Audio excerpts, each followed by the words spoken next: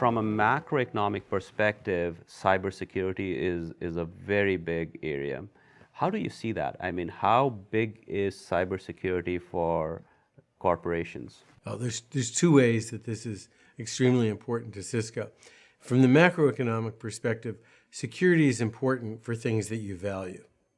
And the value of the internet and the value of web commerce, the value of what we all achieve around the world by being able to have access to these remarkable tools that didn't exist 25 years ago, the value is enormous. And that means that the security requirements are only going to grow.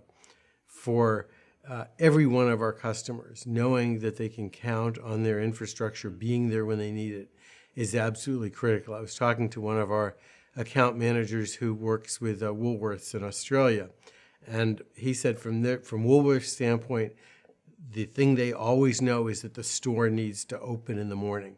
And the store opening means that the IT is in place, that it's operating, that they can record transactions, that they can make the systems work inside the store, that they can track inventory availability.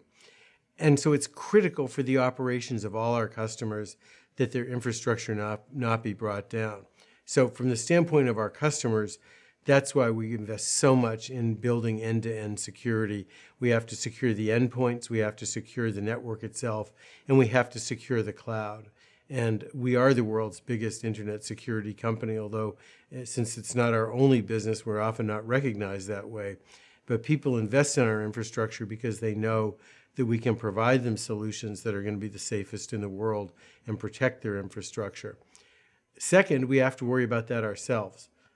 We certainly build our products that way, but then internally we have to make sure that we're investing, and this applies to the compliance role as well, investing in the tools that will keep our labs safe for our intellectual property, that will segment duties so that we can allow people to get access to the information they need and not allow people who don't have access, need to have access to information to get to things that they don't need to have. We need to be able to repel intruders who are constantly out there trying to get access to other people's information.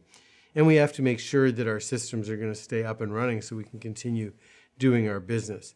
All of those things are really, really complicated when you have 77,000 employees that are constantly out there accessing the web, using their laptops for all kinds of things in addition to work, and as a result, getting access to all kinds of tools and information that could potentially be harmful. So we have that twofold focus. One, it's our business to make sure our customers are safe. And then second, we have to make sure our own operations are in good shape. With the security, it is just not about from that bad actor who is trying to enter into it. It could potentially be just a mistake internally. So what is that culture of security within Cisco? How do you do that? And then another aspect that is coming up, which is we are seeing more and more, is that it is just not that hacker, but also countries, right? So what is your take on that, on the whole cybersecurity from perspective of countries versus individuals versus perhaps internal security that you may want to do? Well, first of all, we have to build products that are secure. We have something called the Cisco Secure Development Lifecycle, CSDL, that our products have to go through before they can reach customers and go into the marketplace. And that CSDL is constantly being improved, extended to more products as we find more products that are going to be susceptible to potential exposure. And by using that, we build a framework for how we're going to deliver security. Second, you have to constantly be scanning and looking for dangerous materials that are out there. We have a service called Talos that scans over 20 billion pieces of web traffic per day to identify malware, notify customers if they have received malware, help people remediate. It's a constant struggle because whether it's a country or an individual hacker, state actors are still individual hackers that have been hired to do that work. You have to stay ahead. The second thing is to make sure that you're fixing vulnerabilities in your products. All software have bugs. Some of the bugs are going to be security related. And what you need to do is very quickly fix those vulnerabilities and also find out about them.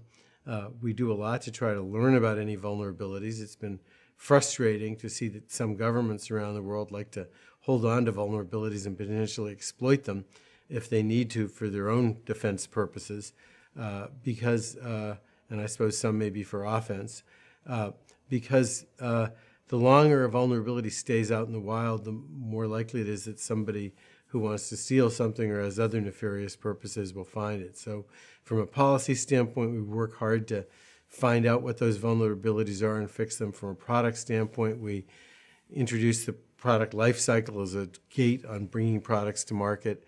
And from the standpoint of the web itself, we have these services that look across traffic and try to identify potential issues in advance and allow them to be stopped.